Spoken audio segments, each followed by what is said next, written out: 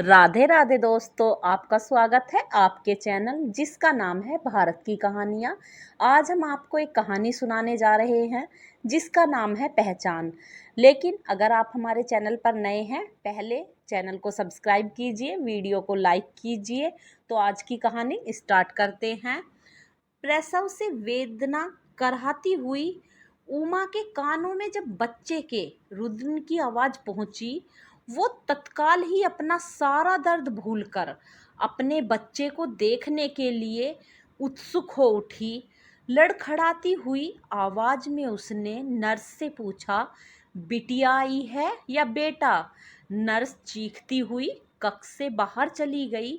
उमा कुछ समझ नहीं पाई। डॉक्टर उमा के पास आई और उसे संभालते हुए कहा, उमा सुनो, तुम बिल्कुल परेशान मत होना। इसमें तुम्हारी या इस बच्चे की कोई गलती नहीं है। दरअसल ये बच्चा ना बेटी है ना बेटा। डॉक्टर की बात सुनते ही उमा बेहोश हो गई। होश में आने पर जब उमा ने अपने बच्चे को उसके पिता केशव की गोद में देखा तो उसकी ममता छलक उठी। उसने अपने बच्चे को सीने से लगा लिया। परिवार और समाज के विरोध के बावजूद उमा और केशव ने उस असामान्य बच्चे को खुद से अलग नहीं किया और प्यार से उसकी परवरिश करने लगे। उन्होंने उसका नाम अंशु रखा। अंशु के अधिकांश लक्षण लड़कियों की तरह थे, लेकिन वो आम लड़कियों जैसी नहीं थी। जैसे जैसे अंशु बड़ी हो रही थी, उसे अपने असामान्य होने का आभास होता जा रहा था। एक दिन कक्षा में अन्य लड़कियों द्वारा उसका मजाक बनाए जाने पर रोती हुई अंशु घर पहुंची और उमा से कहा, माँ सच सच बताओ, कौन हूँ मैं? क्या पहचान है मेरी? मैं सबसे अलग क्यों हूँ? सब मुझ पर हंसते हैं। उमा ने अपनी बेटी के आंसू पोंछते हुए उसे सीने से लगा लिया और बोली, तू वो है मेरी लाडली जिसे ईश्वर ने पहचान नहीं दी, लेकिन तू अपनी पहचान खुद बनाएगी। और फिर उसके किन्नर होने की सच्चाई उसे बता दी।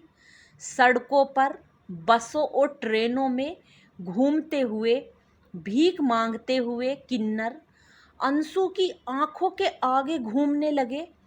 कुछ देर के लिए अंशु की आंखों के आगे अंधेरा छा गया।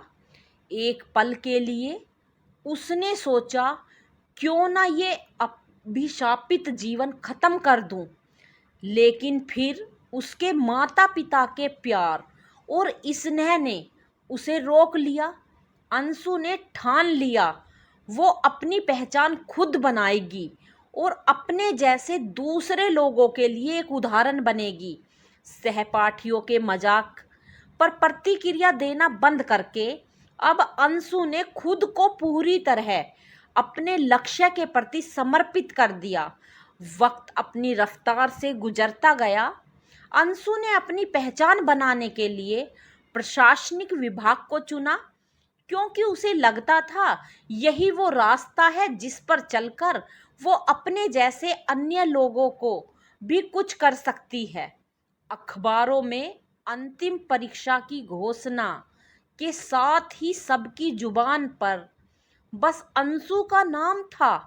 आखिरकार अपनी कड़ी मेहनत की बदौलत उसने सामान्य श्रेणी में सर्वोच्चतम स्थान प्राप्त किया था। उमा और केशव की खुशी का कोई ठिकाना नहीं था। जिस बच्ची के कारण सब उन्हें ताने देते थे, आज उसी बच्ची के कारण सब उनका गुणगान करते नहीं थक रहे थे। पहली नियुक्ति के कुछ वक्त बाद ही अंशु ने पूरे विभाग के सहयोग से एक विद्यालय की स्थापना की जो किन्नर समुदाय के उन बच्चों को समर्पित था जो सामान्य लोगों की तरह अपनी एक पहचान बनाना चाहते थे और सामान्य जीवन जीना चाहते थे। शुरू शुरू में सभी झिझक रहे थे, घबरा रहे थे कि समाज उन्हें स्वीकार करेगा या नहीं। लेकिन अंशु द्वारा मिली हुई प्रेरणा ने रंग दिखाना शुरू किया और किन्नर समुदाय के अधिकांश बच्चे उस विद्यालय में आने लगे। उनकी आंखों में आने वाले कल के सुनहरे सपनों और अपमान के आंसुओं की जगह खुशी की मुस्कान देखकर सारा किन्नर समुदाय अंशु को दुआएं दे रहे था। उमा और केशव गर्व से देख रहे थे अपनी उस लाडली को, जिसने उनके फैसले को सही साबित करके उनका सर फक्र से ऊंचा कर दिया था। तो आज की कहानी यहीं पर ख़त्म होती है दोस्तों। वीडियो को लाइक कीजिए, शेयर कीजिए, कमेंट करके बताइए कि ये कहानी कैसी लगी और चैनल को सब्सक्राइब कीजिए। अपना सपोर्ट बनाए रखिए। धन्यवाद दोस्तों।